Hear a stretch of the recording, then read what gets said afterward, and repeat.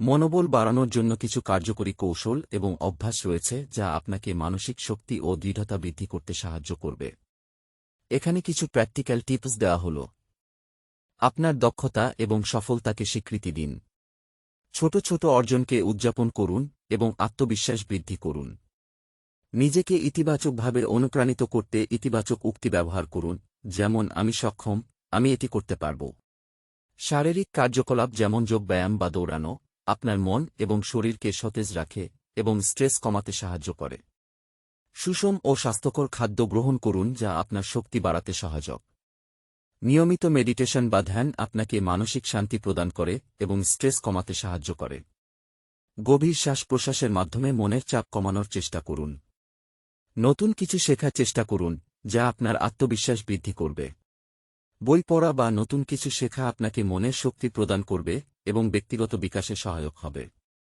আশেপাশের মানুষের সমর্থন গ্রহণ করুন।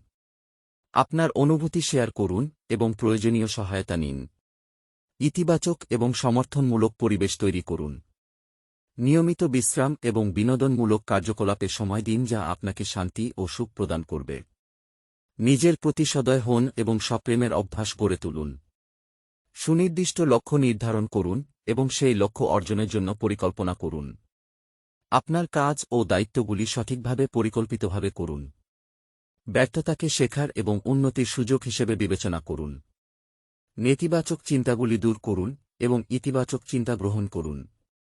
সমাজসেবা বা স্বেচ্ছাসেবী কাজের মাধ্যমে নতুন অভিজ্ঞতা অর্জন করুন এবং নিজেকে উপকারী মনে করুন। মোটিভেশনাল বই, ভিডিও বা বক্তৃতা শুনুন যা আপনাকে অনুপ্রাণিত করবে।